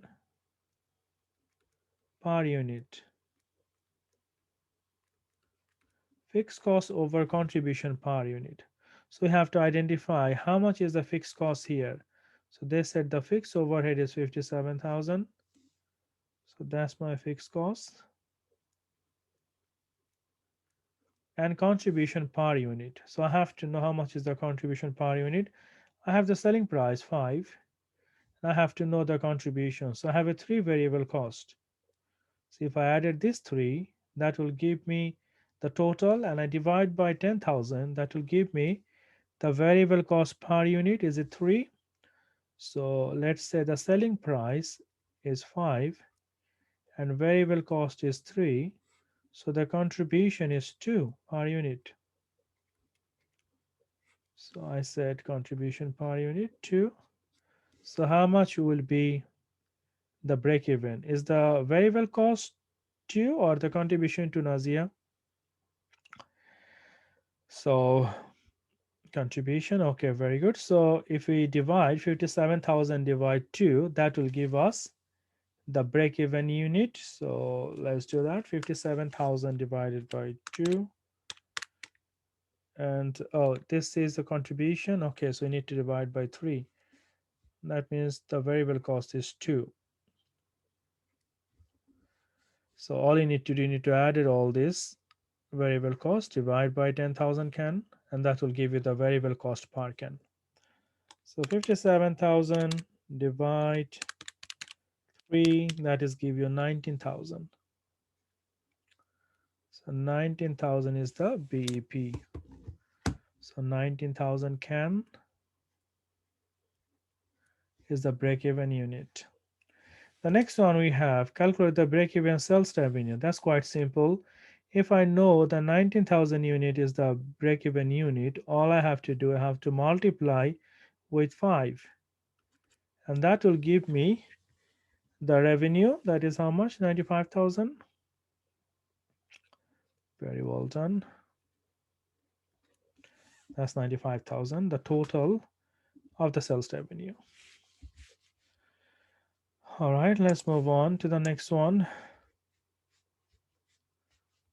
So the next requirement we have a different information as well. Says CPL also manufacture and sell another marine paint, that is MP17. This is manufactured in batches 12,000 can and make a contribution 42,000 per batch. So in one batch is 12,000 and the total contribution 42. Fixed cost of production are 56,000. CPL has set a target profit 31,500 from the manufacturing and selling this point. All right, so selling this paint.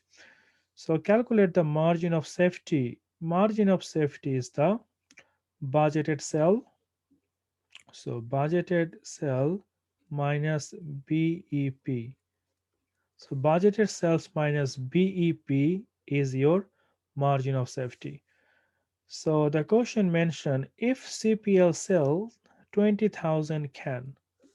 So 20,000 is the budgeted sale. So 20,000 is the budgeted sale. And you have to calculate the break even. So for the break even, you have to identify the fixed cost, and that is 56,000. Fix 56,000 divide the contribution per unit.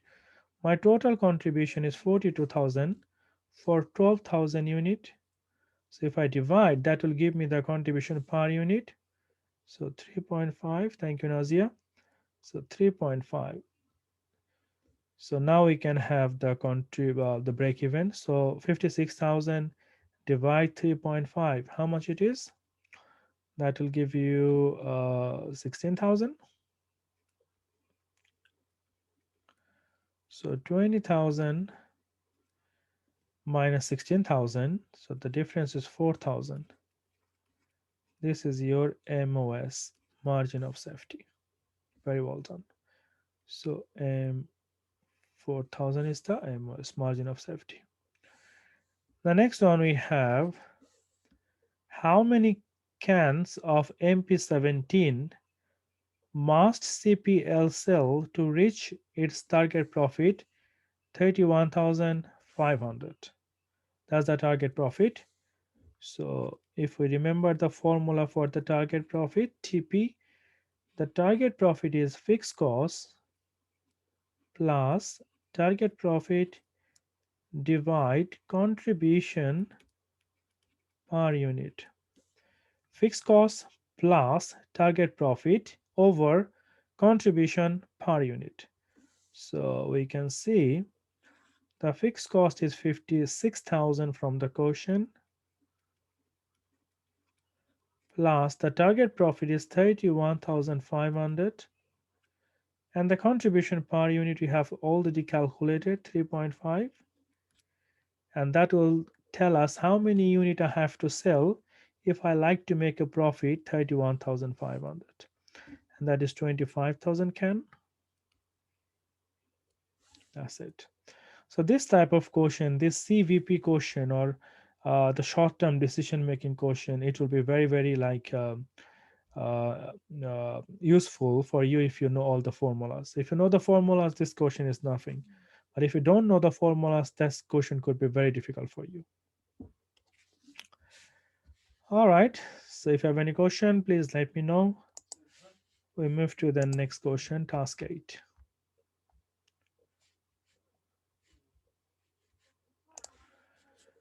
All right, in this task is we have to just decide which one is the fixed cost, which one is the variable cost. That's quite simple. So let's do the first one, fixed cost. What is the fixed cost from all of this option 1 to 8? So the first one, they said increase in total as volume increases. This cannot be the fixed cost. Decrease in total as volume decrease, that cannot be the fixed cost, because fixed costs remain fixed even though I don't make any unit. But if I make more unit, the fixed cost per unit will be decreased. For example, let's say my fixed cost is 1,000. My fixed cost is 1,000 pound, for example, and I make 500 unit. So fixed cost per unit is 2. Now let's say if I make not 500, 1,000 unit, then my fixed cost per unit will be 1. So that means if my number of unit is increased, then fixed cost per unit will be decreased. So if I make more unit, the fixed cost per unit will be decrease. So is the option 5 decrease per unit as volume increase? Yes, that's the correct one. That's true. Is it option 5? Then the next one, you have the variable cost. This one basically increase if the volume increase. So if I make more, then the cost will be more. If I don't make anything, the cost will be zero. So if you remember your variable cost graph like this, so if you make, the cost will be more. If you don't make, there will be no cost. So it's like if I make some unit, there will be variable cost. If I don't make anything, the variable cost will be zero. So the variable cost will be option 1, isn't it? Increase in total as volume increase. It will be increase if the volume increase. So it's an option 1. Semi-variable cost. Semi-variable cost means inside of the cost there is a portion of fixed and portion of variable is a mixed cost. So semi-variable cost is not fully variable, it's not fully fixed. It is a mixture of fixed and the variable. So this is called semi-variable cost. And when there is a semi-variable cost, remember, we have to use the high-low method. We have to use the high-low method to separate how much is the fixed cost and how much is the variable cost. In the exam, if you see the semi-variable cost, and if they ask you to identify how much is the fixed cost and how much is the variable cost, you always use the high-low method. Is it option 6? Okay, made up of fixed and variable. That's correct. Option 6. And the step cost. Step cost is up to a certain level. Up to a certain level, the cost remain fixed, and after that it jump. So let's say up to 10,000 unit, the cost is 1,000. Then the next 10,000 unit cost is another 1,000. Then the next 10,000 unit cost is another 1,000. So it is fixed up to a certain range. After that, it jumped to another level. So this is called a step cost. So that is option 7. Fixed cost, certain range only. So it said option 7. All right, very good. So let's move to the next one then. Question number 9. This is the question from the flex budget. So let's read this question. Task 9 for 16 marks.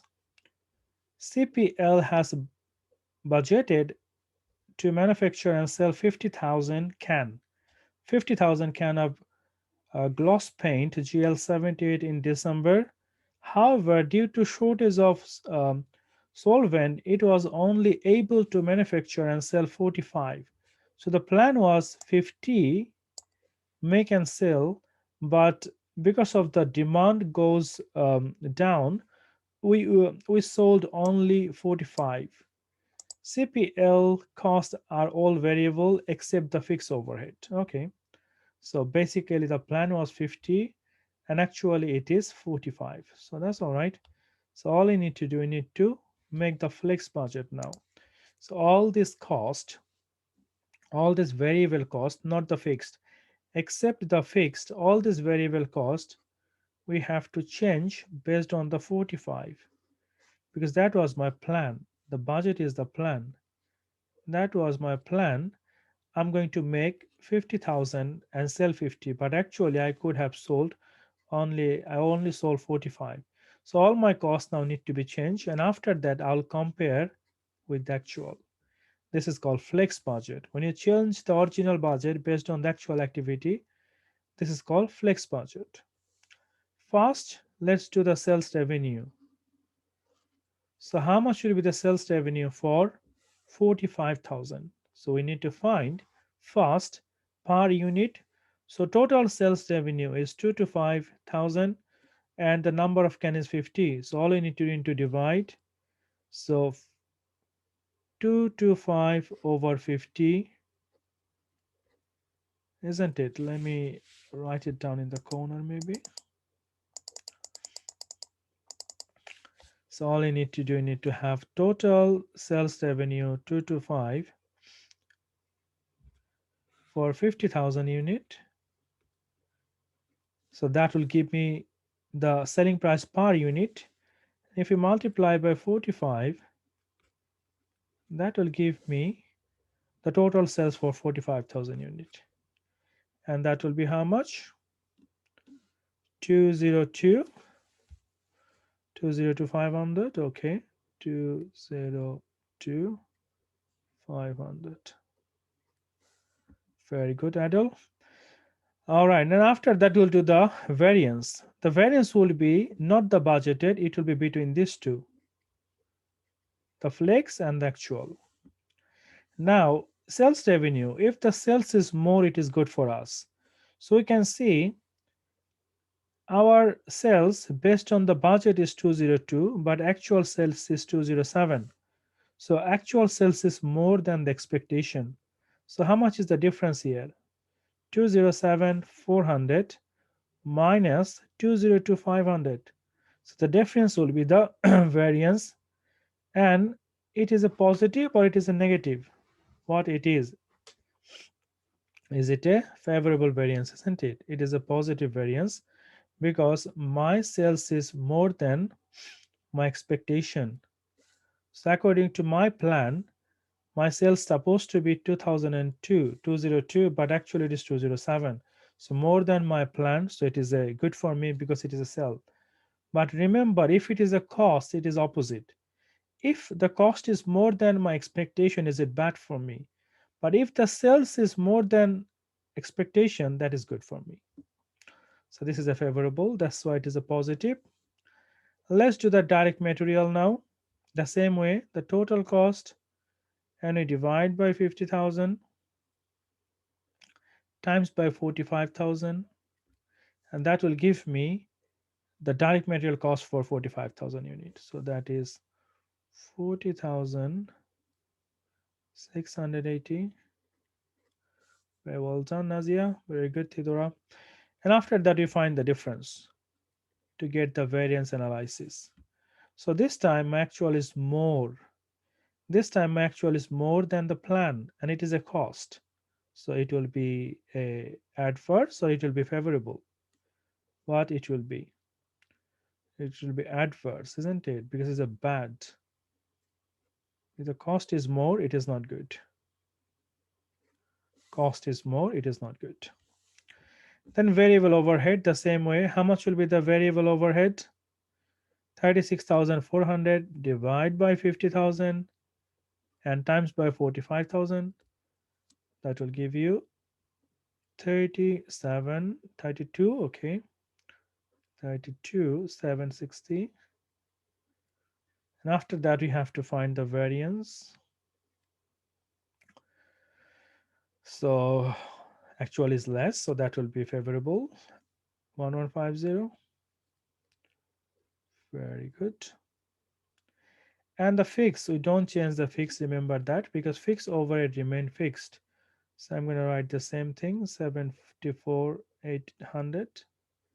I'll find the difference between the actual and the flex, and that gives me 500 negative, isn't it? So 500 is more cost than my expectation. That's it. So after that, all you need to do, you need to add the total, the original budget. That will give you the profit. The same way you do the profit for that. So sales revenue minus this, and minus that. That will give you the profit from the operation. So you can calculate that. The sales revenue 202 500 minus 40 680 minus 32 760 and minus 74 800. That will give you the profit from the operation 54 260. That's it. So this is the flex. So flex question normally come in the exam. So hope if it is come to the exam, you can get a very good score because this question is not very difficult. The flex budget is always straightforward. So hopefully, if this question come, you will get a full marks in the exam. All right, number B. Number B is asking, referring to your answer part A, Which of the variance has the greatest impact of increasing the profit? So which one have a significant impact to increase the profit? So we have only the sales, isn't it? 4,900, that was the only positive variance. 4,900, remember, that's the only positive variance we have. And because of that, our sales is increased and the profit is increased. So I would say the sales revenue, because this is the only positive variance we have. And because of that, my profit goes up. Because if the sales goes up, my profit will also goes up. All right, so the next one we have says which one of the following might have caused the variance for the direct material and the direct labor cost. What do you think? What could be the possible reason you have a uh, you have a direct labor and direct material adverse variance? What could be the possible reason? So we have a decrease the material price, decrease the employee space, increase the material price, and more efficient use of the direct labor. So of course it is adverse and it is a bad. That means it is the increase of something. Could be increase of the material or maybe increase of the labor, isn't it? Because it cannot be decreased. It cannot be efficient because it is adverse. So it should be the increase of the material price. All right, so that's it. Let's move to the next one. The next one we have task 10. This is from the long-term decision making. Let's read this question. It said Christ Paint Limited is considering a possible capital investment project. It will be based its decision upon using the three appraisal method, the result of which are shown below. Remember that if this type of question come and if the question give you few options, let's say the question give you payback period, the question give you net present value, the question give you IRR.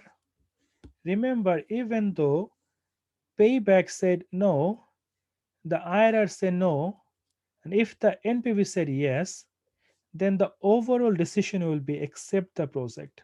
Even the other two investment appraisal methods said no, but as the NPV said go for it, always go for that because NPV is more powerful.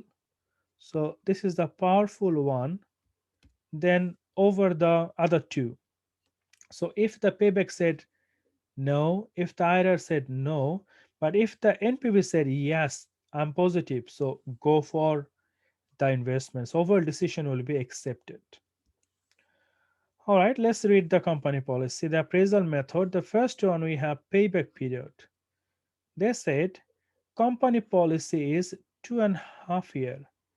That means company said if we get the investment back, if we return back the investment within 2.5 years, then you should accept the project. This is the company policy. It is the company internal policy. If we received back, if we return back all the investment within 2.5 years, then we should accept the project. But the projected result, I can see it is 3 years, isn't it? So the projected estimated result is 3 years, but our policy is 2.5. So what do you think? Should we accept this project or should we reject? So we said we'll reject that, isn't it? Reject because it is more than 2.5. Our company policy is 2.5 and the result is 3. I'm not gonna invest in this project. The next one is the net present value. So 15% cost of capital was fine. The company policy is except if it is positive, and I can see 50,000 is a positive, it's not minus.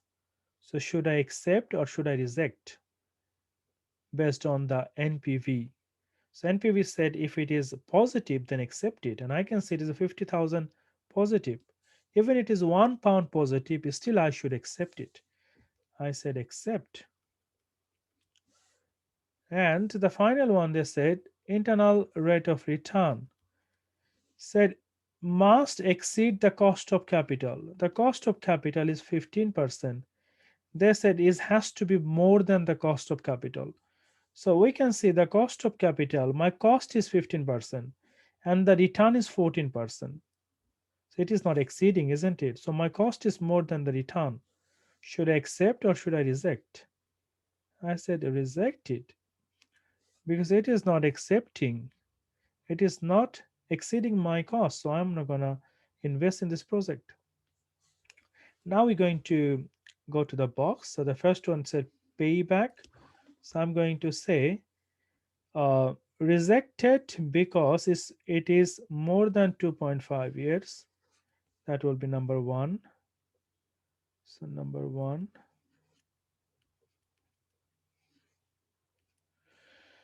And then NPV accepted as positive. So accepted as positive. That will be on number two. IRR, I will say rejected because it is less than the cost of capital. So rejected because of less than the cost of capital. So three. And finally, we need to choose the overall. As I said earlier, even though the payback said no and the IRR said no, but the NPV said yes, so we have to follow the NPV because NPV is the more powerful appraisal. So we're not going to follow the payback and the IRR. We're going to listen to the NPV. So we said except as per most important investment appraisal or criteria, we said 4, and this will be our 4. All right, so this is the one. This question come in the exam as well. It's a very easy, straightforward. So if this question come to the exam, make sure you score the all marks for the long-term investment appraisal. And most of the time, you're gonna see a question from the NPV or payback. So from chapter number 15. All right, sunny question from here.